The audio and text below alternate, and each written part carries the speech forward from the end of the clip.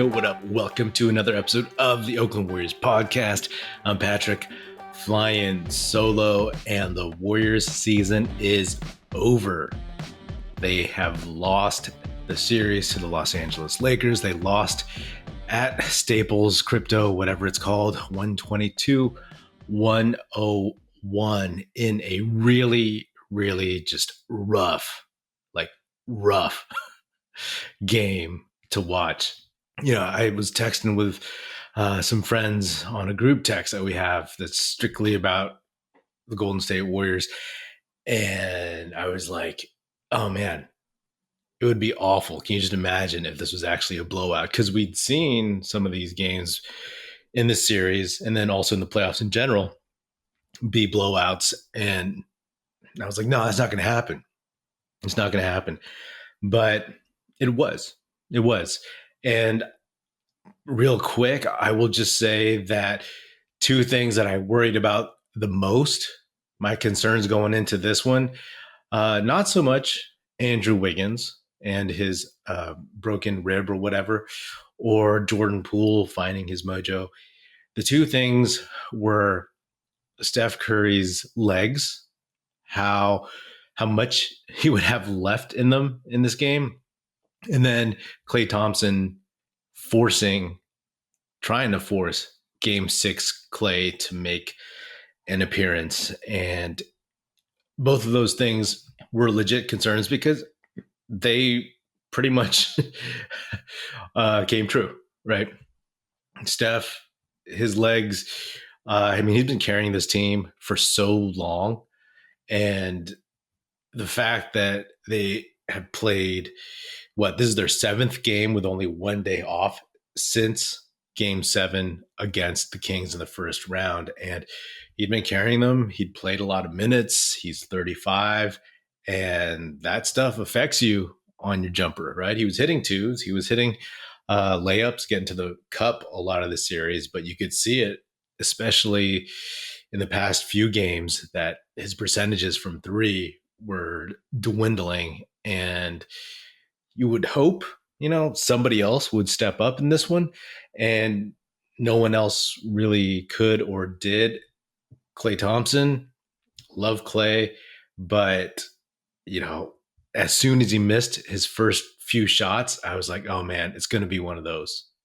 It's going to be one of those. Sure, there was hope maybe that he would be able to just catch fire and hit like 6 threes in a row or something, but you just knew he was pressing early on. And the Warriors, honestly, they looked really, really flat considering the stakes. Think back to Game 5 and the fire and the aggressiveness that Draymond Green had.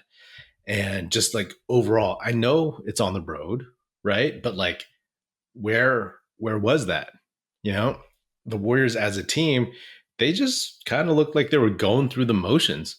And it was reflected in the fact that they got down by 17 in the first quarter. And I was like, whoa, this is how they're going to go out. This is how the dynasty is going to peter out.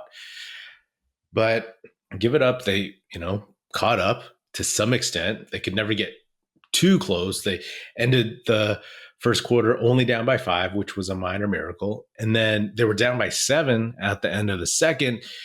And then Klay aired out a 3, left a few seconds on the clock. Austin Reeves got it, shot it from just beyond half court. And it looked good from the moment it left his hands, I'll be honest, right? Like it just felt like it was going in, and that put the Warriors down 10. So instead of this kind of minor victory where it's like, hey, we didn't play well, and in the second quarter, we only lost that quarter by 2 points. It was like all of a sudden you're down by 10 and everyone's gassed.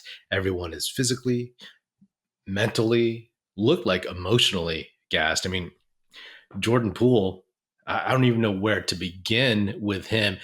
Everybody was hoping for some kind of like, oh, Jordan Poole's going to have like a Jordan Poole game. He's going to make it back. But, he's facing a lot right now in terms of like his game is off, his shot is off, his mental is off.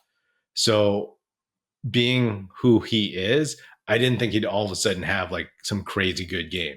I wasn't counting on that. And with Wiggins being hurt, hey, great effort going out there.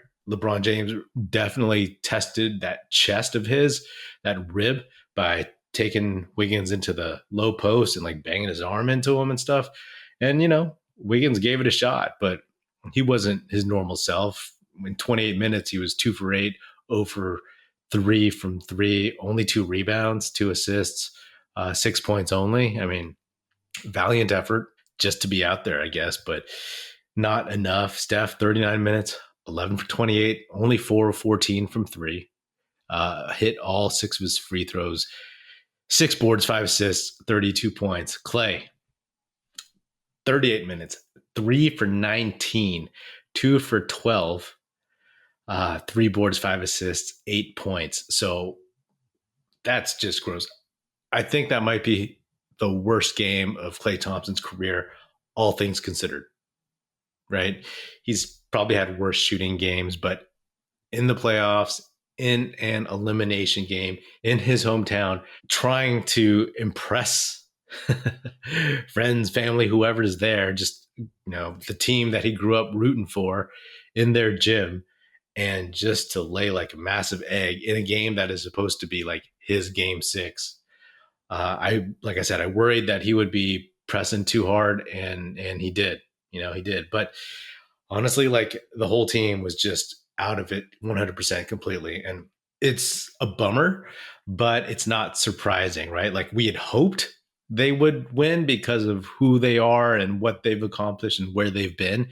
But we also knew they could definitely lose because of this past season, who they are, who they've been in these playoffs, when they've been so limited in terms of the rotation, when they've played so many minutes and fought so hard, only to come up short in the previous 2 games in LA. I mean, games 3 and 4, those should haunt the Warriors, because each of those games were games that they should have, would have, could have had. Again, game 3, they were up by 11 or something in the second quarter and let the rope slip, and all just came undone. And then in game 4, they went into the fourth with a 7-point lead, and they just had to play well and focused, and they lost that lead in a few minutes. And then that went to hell. So, it's not surprising, right? Like, all season long, this team has been woefully inconsistent, and there's so much, like, I guess, blame to go around. I'm not going to start that here because it's all too fresh and too raw, as they say. But, this whole season has been just really, really odd. I'm going to do an episode or 2. It might require more than that to really, really just get perspective on this season and where that blame lies and what went wrong and where it could have been better and where this team goes from here. But that's not right now. The one thing that I do want to talk about, and again, like, I'm not trying to pile on Klay Thompson and Jordan Poole, but, to me, some of this is about, season-long accountability, right? Like, we saw Jordan Poole getting that contract at the beginning of the season after getting punched by Draymond Green. And Draymond Green, right, like, the Warriors didn't suspend him because Klay and the vets, they voted that they wanted him there for ring night, right? Like, if he got suspended for game 1, then he wouldn't have been there. So, no accountability there in a lot of people's eyes. But then with Jordan Poole just on the court, right? Like, he's had his ups and downs, and it does feel that while Steve Kerr has a short leash for other young dudes, and I understand that Jordan Poole performed really well in the playoffs for a few rounds last season, not all the rounds, but a few of them. But Jordan Poole was allowed to play trash defense all season long. He was allowed to just turn the ball over nonstop. And yeah, Steph was injured a couple times this season. So that's, what else are you going to do if you're Steve Kerr? But I mean, it feels like no one emphasized how to play defense to Poole. You know what I mean? And those kinds of things, like playing loose, wild, irresponsible, without focus. And if you don't rein that in somehow, then as I've said throughout the season, these are the habits that you have. And then when you put those into the postseason, oh, it's not good enough. Guess what? His defense isn't good enough because no one emphasized to him or pulled him from the game if he was playing poor defense most of the time. Right. So what do you expect him to do? He's going to go out there and just do what he does, play matador defense. And then Klay, love Klay. Okay. This is not an indictment of Klay's career or anything that he's done and what he's come back from with those injuries. But again, all season long, Klay's played well, right? But there have been times where he's hunted his shot a little too much, try to like force things and make it happen. And this is a little bit of what happened tonight. And it's tough because, right, like you need Klay to take shots tonight because who else is going to score, right? Because Wiggins is hurt. Poole is, I mean, he looks like he forgot how to play basketball at times. So, it is what it is. But yeah, the habits of Klay just taking bad shots, and that's what you get early on. So it is what it is. But as I've said, and if you've listened to this podcast, the habits that the Warriors have had, I always felt like, during the regular season, as we were getting close to the postseason, the Warriors were trying to fight to avoid the play-in. It was like, oh, let's just get into the postseason. And I said that. I was like, who can beat the Warriors in a 7-game series? And I just want to see what happens. I want to see a good show. And for the most part, we did. But we saw the limits of what that show could be. And to me, I've said many times, though, that these non-championship habits, right, like these poor habits that the Warriors have developed during the season, when they show up, it's 10 times magnified in the playoffs, right? Because all you need is maybe a couple of these trash games to cost you a series. And that's exactly what we got, right? I won't really count game 1, but if you look at game 3, you could look at game 4. And I mean, this one, they just looked gassed, but there were things that didn't go right in this one either. So they kicked a couple games, and that's where it happens, right? I don't think the Lakers are a great team. I just think that they took advantage of where the Warriors were vulnerable. And when the Warriors gave them opportunities to steal games from them, the Lakers did it, and credit to the Lakers, And, I'm assuming as smart and as savvy of a veteran that LeBron is, he knows this Warriors team. He sees these tendencies with them, and it's like kicking a couple games. This is exactly what worried me the most about this Warriors team overall, was that, okay, sure, once you flip the switch, but like they flipped the switch during the season and then would shut it right off. So again, not so much the case in this one because they just got beat because they were lifeless.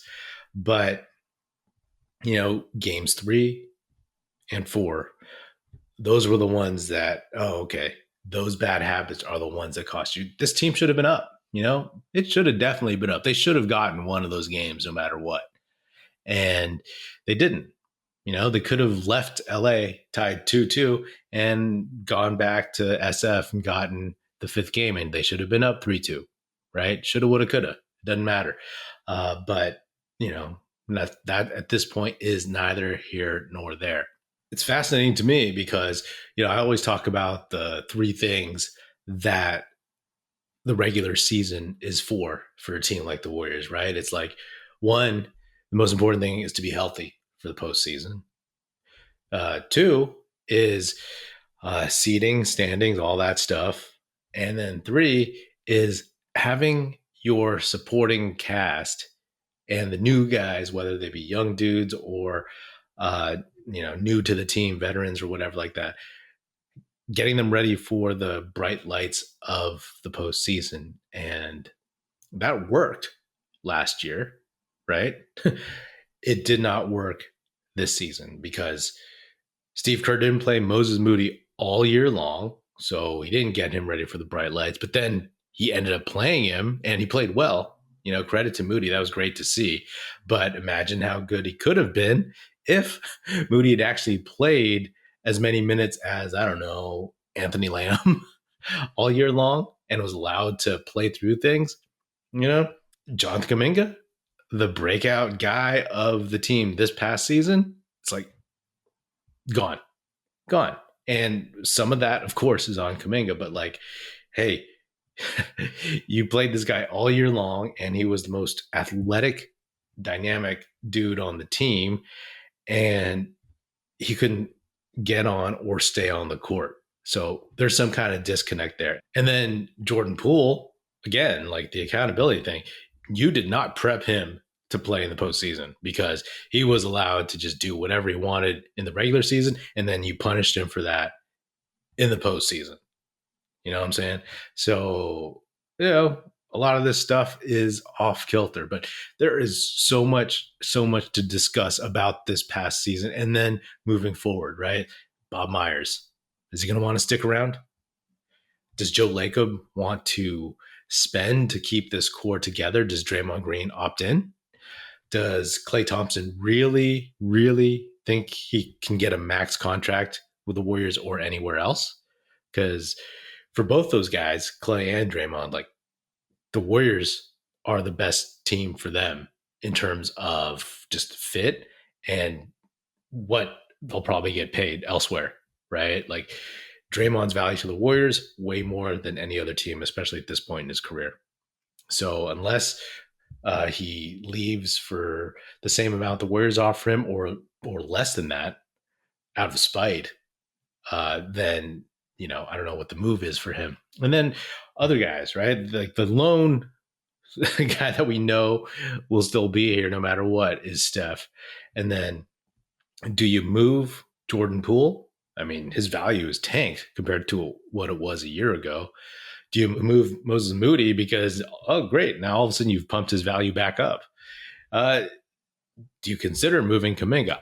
Again, if you've listened to this podcast, I think he's going to be one of the Warriors' top 2 players in a couple of years.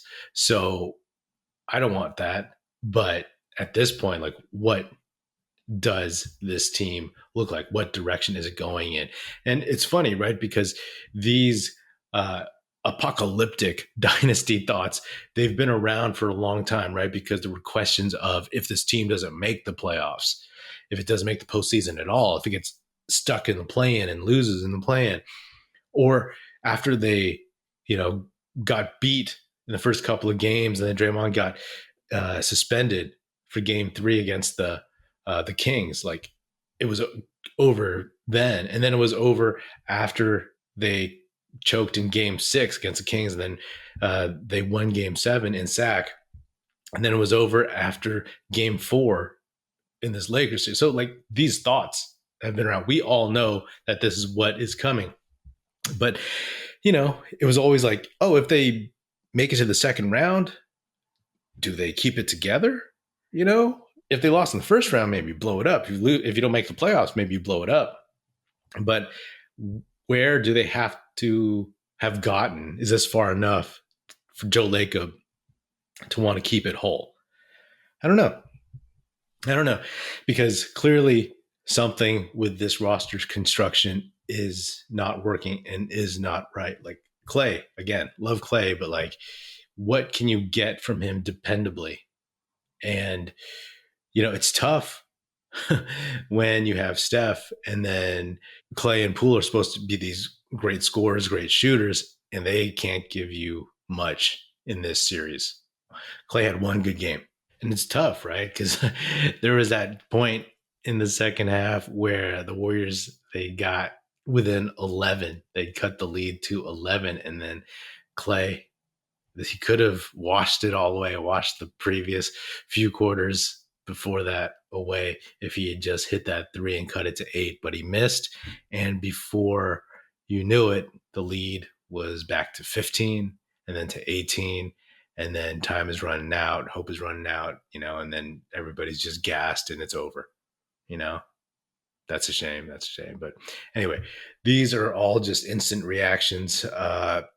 Fascinating season, a lot to unpack, a lot to decompress on, and take a couple days to think on that and talk to a couple other folks about what that was like, because it was such a weird season, man. Such a weird season. In a way, I'm obviously really bummed it's over because I wanted to see the good version of this Warriors team, how far they could go. But you just knew that, again, you are who you are. And the Warriors are a really good team when they're on, but they're just inconsistent enough and they have enough bad habits to flash those moments that will cost them games. And they got past it because of an amazing Steph performance in game 7 against the Kings. But then in this one, they show their true selves twice at least. And dug their own grave in that respect. But, it's a bummer, but in a way, it's kind of nice to put this ridiculous season behind us, right? Move on to the next, and we'll go from there. But anyway, thank you for tuning in this season. The NBA is, if you didn't know already, a year-round thing. So these episodes, while they won't be tied to games or they won't be like game recaps or anything like that, they will still be coming because the offseason is going to be way more interesting than the mediocre back and forth regular season we just had. So whether it's what this roster, what this front office, what the coaching staff is going to look like, the draft coming up, free agency, trades, all that stuff, it's going to be wild. So yeah, don't forget to tune in, subscribe, and tell all your fellow Warrior friends to tune in. Thanks.